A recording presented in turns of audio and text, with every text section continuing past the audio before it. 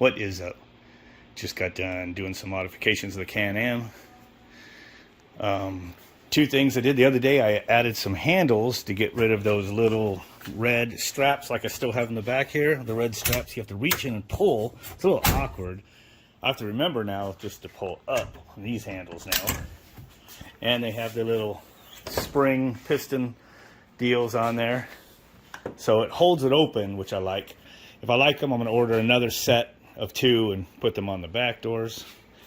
But anyway, the thing I've been working on tonight, been a pain in the ass. Not so bad. I kind of made a lot of headway the last 2 days, though, since I started working on it again. But that is my turn signals. I had a circuit board. I probably showed it on a video before. I was worked on it, just been pushed to the side over there. It was actually programmed and working with some relay boards and everything on it. I have some pictures. I'll throw it up on the screen now. But it's pretty cool.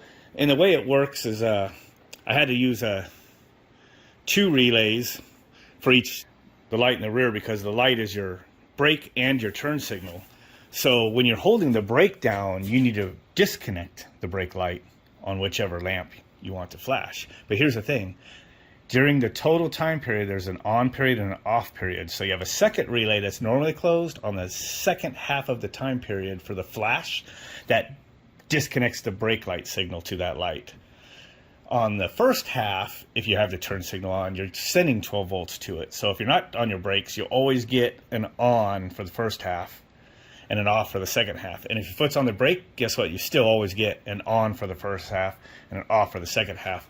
That's how they work. And then the front ones, I just got these off of Amazon. They're just, and I got to clean them up just a little bit, but they're stuck on here pretty good. Little clip I have, and then I've been I shoved some cork tape in here. One reason, just so the water doesn't get in there, but I got to just kind of keep kneading it till it's smooth there. But it's not that bad. You have to walk up to see any of that. It looks okay. So I got one on each end of the mirror. The reason I put them there is I was just going, am I going to change this to a turn signal? Am I going to try to put it in there? I'm like, man, it's could be a little bit of pain in the ass. Plus, so close together, it's kind of doesn't jump. It isn't going to jump out to somebody as being a turn signal. So when I thought, dude, I'm just going to stick them on the mirrors, I'm like, that's perfect. They're far enough forward on this that they'll work as a turn signal, and they're wide enough that it'll definitely be left and right, not to mention their arrows. So I have the power turned on, auxiliary power switch. Goes over here. I already had this block I installed a while back in this ground. It's starting to turn into a mess under here. So hopefully I'll not need to install anything else over here. It'll be okay, but if I start putting more stuff, it's going to be a bitch. Because I already have a relay for my horn. Where's that at? Right there. And then a relay for the horn. And then some wiring for some other stuff I put on my camera wiring. Front camera. Oh, you see it right there. It turns on the front camera. Or back. If I didn't unplug anything. Nope, there's my garage behind me, so that's still working. So all that wiring is right there. It's both power and splitting my coaxes to the single coax input on the marine grade head unit there that has camera input. So now I added this box down here that says turn signal module. And then I just put some cork tape and some zip ties. I think that'll be okay. And I had to make a bunch of connectors. Hopefully it all stays together. I mean, it's got a lot of, you know, those Molex plugs, and not Molex, but these are ribbon cables basically. And I hooked them all up, and then I ran the wire around underneath this bastard, you know, through all the compartments, up and over right here. So basically ties into these are running lights and brake lights, but now the brake light bulb is the same as your turn signal. So what I have to do is I had to splice into it, and the trick that it is the brake light power for each one goes forward to my module through a normally closed relay and back.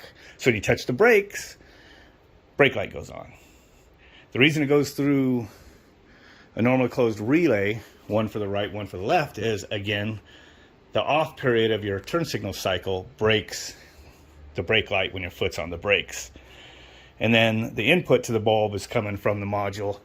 Again, it's either through the normally closed relay when the turn signals aren't active, or it's coming from the other relay when the on period is active for the turn signal. And there's a couple diodes and things like that in there to keep back feeding, keep left, and right, and all that stuff. And it's working.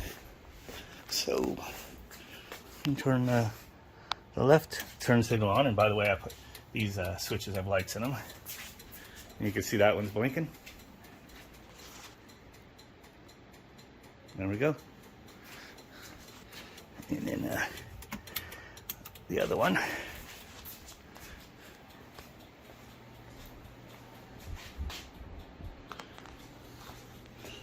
So people will see that. So brakes. All right, I tap the start button just to get the system active. Brake lights on. So if I hit brake light on, hit my right turn signal. See? Hit the left one. Take brakes on, brakes off. Brakes on, brakes off. Turn the other turn signal on. Brakes on. See, it's braking the off cycle, the second half. Brakes off. So it works just like a car. And now I have turn signals. And because I bought these pretty cool push buttons, you know, I don't have like auto cancel or anything, but you know, I'm not going to put all that kind of crap in here. But these buttons, they're pretty cool. And they have like little, they go through with round holes and they have nice little things. Multiple configurable, because with the lamps in there. So when that's on, you're not going to forget your turn signal. You know, if your turn signal's not on. Well, not to mention, it's so freaking bright out there, but even if you make your turn or whatever, there's nothing to reflect off of. You're going to see that. So, pretty cool. Anyway, yeah, that's it. And I did not wash this after the last time I rode it, but it wasn't that filthy. But anyway, next time I go for a ride in the city, I'll have turn signals. And I'll have to make sure, like, my daughter never just grabs that handle and whacks the door into the car next to us. It depends on how close we are, but